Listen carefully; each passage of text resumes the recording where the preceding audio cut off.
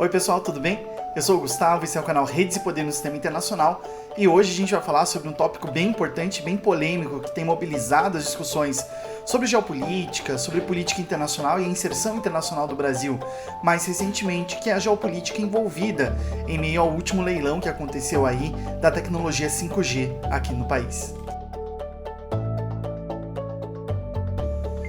Bom pessoal, como a gente pôde acompanhar aí no comecinho desse mês de novembro, a gente teve o leilão do 5G aqui no Brasil, né? Ou seja, o governo federal estimulou, criou a oportunidade para que empresas privadas apresentassem propostas de investimento, né, de lotes, enfim, para prestação de serviços com relação à tecnologia da internet de quinta geração, né? Eu não vou me aprofundar muito, porque eu não sou muito especialista em tecnologia, eu sou bem analógico, na verdade, então eu não vou saber especificar detalhes importantes. Mas uma coisa importante, né, que também é importante, que a gente sabe e que tem dominado de uma forma ou de outra o debate a respeito dessa tecnologia, é a importância e a relevância da internet hoje em dia, não só para as sociedades como um todo, né, para o funcionamento e a lógica da nossa organização enquanto sociedade, mas também, e talvez principalmente, nessa nova competição estratégica que anda acontecendo entre Estados Unidos e Guerra Fria. Provavelmente vocês devem estar ouvindo falar bastante, ao invés de competição estratégica, em Nova Guerra Fria 2.0, enfim, esse conceito que é um conceito um pouco difícil e complicado, que se vocês quiserem depois em algum outro vídeo a gente pode se aprofundar. Eu pessoalmente discordo que haja uma Guerra Fria no sentido de recuperar o que foi a Guerra Fria do século XX, né? E entender um pouco melhor as situações e as peculiaridades específicas do momento que a gente está vivendo agora, né? Em específico, a forma como isso está acontecendo e quais são as grandes questões que estão aparecendo agora para entender esse sistema internacional. O que acaba envolvendo, de uma forma ou de outra, também a tecnologia do 5G. Então vamos lá, o que aconteceu nesse dia 5? Nesse dia 5, agora, no começo do mês de novembro, esse leilão do 5G, promovido pelo governo federal do Brasil, estabeleceu quais eram as empresas que vão fornecer o serviço de 5G para os consumidores aqui no Brasil, em diferentes faixas, né, de transmissão de dados, né, e também com alguns recortes regionais importantes para a atuação dessas empresas. Vamos lá, isso é um aspecto muito importante, porque quando a gente vê, né, na preparação, digamos assim, para o leilão, nas discussões que antecederam, né, e que vieram um pouco depois, vocês sabem que aqui no canal às vezes a gente espera também baixar um pouco da poeira para entender um pouco o que vai acontecer e tudo mais, quais as consequências reais dessas discussões. Então, na discussão prévia, né, se focava muito e se pautava muito essa questão geopolítica, ou seja, a participação de empresas chinesas nesse leilão, né? E quando a gente vê o resultado, a gente percebe que, claro, afora de empresas que ou estão expandindo a sua atuação, que antes era regional, para outros lugares do Brasil, como é o caso da Algar, ou da Winit, que é a criação de uma nova provedora de internet, né, aqui para o Brasil, de telefonia e de transferência de dados. Na verdade, as empresas que ganharam o leilão, que são aquelas que se habilitaram para prover esse serviço a partir de 2022, são as empresas conhecidas como sempre, né? A TIM, a Claro, enfim, são as provedoras de internet como um todo. E aí, a pergunta, né, que pode aparecer, enfim, a discussão que geralmente aparecia era essa. Tá, mas a gente não vai ter nenhuma provedora de internet chinesa. Não é essa bem a discussão, né? Porque qual que é o ponto? Essas empresas que ganharam o leilão agora no começo do mês são aquelas que vão ter que dar conta de instalar a infraestrutura para transmissão de dados. Então a gente tem 3 processos diferentes que eram tratados mais ou menos como o mesmo processo quando a gente fazia essa discussão do 5G. O primeiro é a provisão desse tipo de serviço para o consumidor final, né? Para isso são as empresas, né, provedoras de telefonia que vão ser aquelas que vão ser a cara desses serviços. O outro setor é que, dentro desse leilão também, o governo federal estabeleceu a obrigatoriedade dessas empresas que ganharam o leilão de instalar uma rede privativa para o governo federal apenas. Né?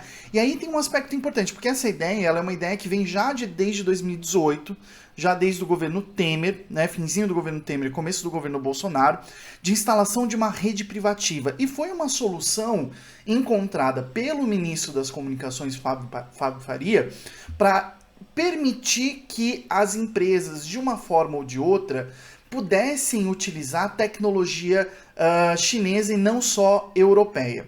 Porque qual que é o ponto, né? Qual que é a grande questão? É o terceiro elemento importante de toda essa tecnologia. Então a gente tem a provisão para consumidores, a gente tem a rede privativa a ser instalada para o governo federal, uma rede que vai ser tanto fixa e móvel, mas apenas em 4G e não em 5G. Né? Então, ainda utilizando uma tecnologia que provavelmente será trazida dos europeus, né?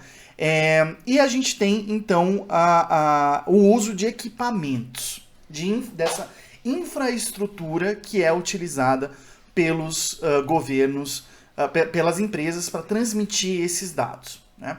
E é nessa questão, na provisão da infraestrutura da rede de circulação da informação, que a gente vai falar de uma forma ou de outra dessa disputa entre provisão de infraestrutura entre empresas da Europa e da China. Né? E aí é um ponto importante, porque vejam, a gente fala dos americanos, mas na verdade as empresas que estão atuando para os americanos, entre aspas, né, o que tem a preferência dos estadunidenses, são a Nokia e a Ericsson, né, que são empresas da Suécia, da Finlândia, enfim, que têm desenvolvido essa tecnologia de comunicações, essa infraestrutura de comunicações nas últimas décadas com muito mais capacidade e principalmente com muito mais competitividade do que as empresas nos Estados Unidos.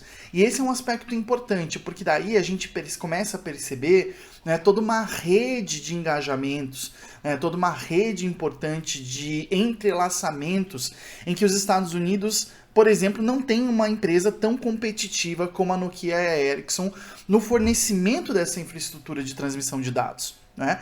Coisa que a China tem não só com a Huawei, mas com outras empresas menores, aí, com menor capacidade, preço menos competitivo, de fornecer a capacidade de infraestrutura para a transmissão desses dados.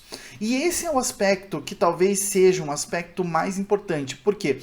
Porque as empresas que ganharam o leilão são aquelas que se comprometeram, então, a instalar a rede de transmissão desses dados do 5G para o consumidor final. E é nesse processo da instalação dessa infraestrutura que esses provedores vão poder, de uma forma ou de outra, escolher essas empresas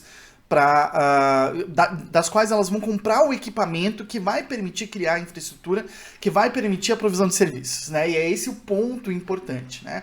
Tem um pesquisador, o Thiago Viesba, um ex-orientando meu, enfim, que agora está fazendo mestrado sob orientação da professora Márcia da Silva, que ele pesquisa essa noção de infraestrutura crítica, né? Ou seja, quais são esses aspectos do território que o Estado, de uma forma ou de outra, enxergam como extremamente estratégicos a ponto de se tornarem questões de segurança nacional. A gente já falou aqui lá no comecinho do canal, né, a respeito desse processo de securitização, ou seja, quando que um Estado transforma um tema, um objeto, um grupo de pessoas, enfim, em uma questão de segurança, né, colocando num estado de exceção esse objeto, essa infraestrutura, esse grupo de pessoas, e falando, não, aqui as regras normais não se aplicam, né? Só que como fazer isso num mercado aberto e livre, né? A estratégia do governo brasileiro foi a de determinar que apenas empresas de capital aberto poderiam participar do leilão e apenas empresas de capital aberto poderiam fornecer equipamentos para as empresas que ganharam o leilão, né? Só que a Huawei, a chinesa, né, a empresa chinesa, a principal empresa chinesa de fornecimento dessa infraestrutura, desses equipamentos de infraestrutura, não tem capital aberto, o capital dela é fechado, né? Mas existem uma série de vantagens que a Huawei apresenta que de uma forma ou de outra, estão trazendo a sua relevância não tanto para o governo, e sim para as empresas que vão adotar aquilo que eles estão chamando, entre aspas, de suas soluções, né? Então, por exemplo, as empresas brasileiras participaram do leilão, né? E depois entram as outras empresas como fornecedoras dessas que fizeram essa provisão, né? E qual que é o ponto? A Huawei hoje tem em média 50% do mercado brasileiro de equipamentos de infraestrutura. Tem algumas empresas como a TIM que usam 45% do total dos seus equipamentos de infraestrutura são da Huawei, chegando a 100% no caso, por exemplo, da Algar Telecom, se não me engano. Eu não anotei aqui direito, mas varia aí entre 45%, 65%, 70% ou 100% dessas empresas que já usam a infraestrutura da Huawei. E os equipamentos da Huawei trazem algumas questões muito vantajosas. O preço de venda e de compra não é assim tão mais baixo quanto aqueles, por exemplo, da Nokia ou da Ericsson. Mas com relação à manutenção, né, de longo prazo, e pensando que uma infraestrutura ela sempre vai ser uma questão de longo prazo, o preço de manutenção dos equipamentos da Huawei chega a ser 40% mais barato do que o preço de manutenção da Nokia ou da Ericsson. E aí que a gente começa a enxergar, de uma forma ou de outra, todas essas questões, né, que começam a surgir. Porque vejam, a gente está no Brasil num momento de crise econômica devastadora, né, muito problemática, causada em grande parte por decisões econômicas tomadas pelo governo federal. E essa crise econômica traz para aquelas empresas provedoras que ganharam o leilão do 5G um problema. Porque o preço dessa tecnologia vai ser muito mais alto do que o preço, né, cerca de 25% mais alto nos pacotes do que aquilo que a gente já paga nos pacotes de telefonia móvel, né, de internet móvel para telefone celular. Então aí, se a gente tem um preço que varia de 69 até R$210, a gente pode contar que não haverão pacotes de 5G valendo menos do que uma faixa no entorno de R$100, chegando aí a provisão a ser até, né, possível pagar aí por unidade de celular, né, porque às vezes tem pacotes familiares e tudo mais, valores como R$300, R$400 por mês. É um valor muito caro, um valor muito alto para os padrões de consumo que a gente tem aqui no Brasil, né? E essa crise econômica e o preço dos pacotes de 5G, na verdade, estão começando a trazer uma preocupação para as empresas que ganharam o leilão, justamente porque elas não vão ter sucesso se elas cobrarem um preço muito alto nesse papel, e isso traz, de uma forma ou de outra, a dependência que elas vão ter, então, de equipamentos, de redução de custos de infraestrutura. E aí que a Huawei aparece como ponto mais importante dessa discussão, né? A opção de mercado mais viável seria adotar os equipamentos da Huawei, enquanto que a opção estratégica, né, aquela ligada aos interesses dos estadunidenses, dos europeus e tudo mais, seria aquela mais cara e que pode fazer com que o investimento das empresas não tenha o retorno esperado quando elas começarem a prover esses serviços para os consumidores aqui no Brasil, né? Para os Estados Unidos, essa questão tem trazido, né, a discussão sobre a infraestrutura da Huawei ou não, tem trazido de volta aquele debate que no começo do governo Bolsonaro a gente fazia muito, sobre o Brasil ser considerado um aliado ex-OTAN. Uma categoria que não existe formalmente, né, que foi criada para a Colômbia em específico. Durante o governo Trump houve essa possibilidade, né, houve um aceno, né, de transformação do Brasil nessa categoria de aliados, mas que vem com muitas demandas, inclusive nesse setor de infraestrutura de comunicação e favorecimento de empresas nacionais. Agora, como os Estados Unidos não têm empresas que produzem essa infraestrutura e dependem, então, da Nokia e da Ericsson, o secretário, né, do Conselho Hemisférico para a Segurança Internacional, lá do governo dos Estados Unidos, o Gonzalez, eu esqueci, desculpa, o primeiro nome dele, mas o Gonzalez, ele falou o seguinte: seria interessante que o Brasil e a Argentina desenvolvessem indústrias nacionais para desenvolvimento dessas tecnologias, né?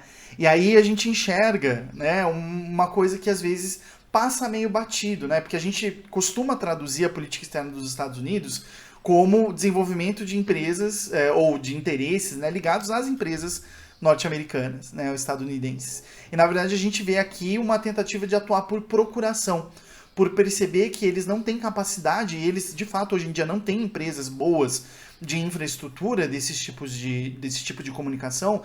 Os Estados Unidos estão promovendo, né, sugerindo fortemente que o Brasil e a Argentina desenvolvam indústrias nacionais de tecnologia e infraestrutura de transmissão de dados em 5G para, no longo prazo, não darem abertura e brechas, enfim, para o 5G, para a China, né? E aí tem uma questão importante e interessante, porque vejam, outras empresas têm aparecido aqui e que também vão depender muito dessa infraestrutura, que é o ponto principal, acho que dessa discussão, que é, por exemplo, a Motorola, né? A Motorola tem investido muito na digitalização de setores de segurança aqui no Brasil. Então, as empresas ocidentais, o que eu chamo, né? O que eles estão chamando de digitalização dos setores de segurança? O fornecimento de rádios digitais, câmeras, né, usando o sistema Android, né, de programação e tudo mais, ou seja, né, o sistema americano, né, da Google, para transmissão dessas informações, enfim, para essa discussão, né, e essa entrada dessas empresas ocidentais em outros setores muito ligados a compras governamentais e não necessariamente a provisão de serviços de infraestrutura ou de provisão de serviços mesmo de validação desse uso e consumo dessa provisão. Então, o que a gente consegue enxergar com relação ao 5G, né, para a gente observar, né, tentar ver aí o longo prazo? A gente está observando claramente um choque, né? Um choque entre as pretensões da ala militar, do governo brasileiro, da ala de direita extrema, né? Enfim, o governo inteiro pode ser considerado de extrema direita, mas enfim, e as necessidades do mercado brasileiro, as necessidades da economia brasileira, né? Que entram em choque com esse livre-cambismo pautado nos Estados Unidos apenas, construído pelo governo Bolsonaro. Então, acho que é uma questão interessante e importante da gente observar e ver no longo prazo quais serão essas infraestruturas a serem instaladas, porque é ali que a gente vai ver, de uma forma ou de outra, o maior nível de competição. E aí, provavelmente, a gente não vai ver isso na superfície, quando isso vier para os consumidores. Mas vai ser muito importante a gente observar, então, toda essa cadeia de fornecimento e como que vai se lidar com essa questão num momento muito diferente de 2016. Acho que esse é um ponto muito importante, né? A gente está vivendo um sistema internacional muito diferente do sistema internacional do governo Trump. Um mundo pós-pandêmico, um mundo de competição estratégica, mas com muito menos força dos Estados Unidos, um mundo em que a China escolhe quais são as batalhas que ela vai entrar e quais que ela não vai entrar, e um mundo em que a América do Sul, em específico a América Latina em geral, está sendo escanteada, está sendo vista como periferia, principalmente pelos seus governos nacionais, né? E essa inserção internacional, ela vai vir também através dessas escolhas estratégicas que estão sendo privatizadas, estão sendo colocadas apenas na mão dos militares aqui do Brasil, por exemplo, e não numa discussão com relação à sociedade de forma mais ampla. Então, ao observar o que vai acontecer aí e as consequências que isso pode trazer para o nosso cotidiano e, de repente, para uma provisão meio meia boca aí dos serviços que estão sendo tão prometidos assim para os próximos anos com relação ao 5G. Tá bom, gente? Era isso por hoje e até semana que vem.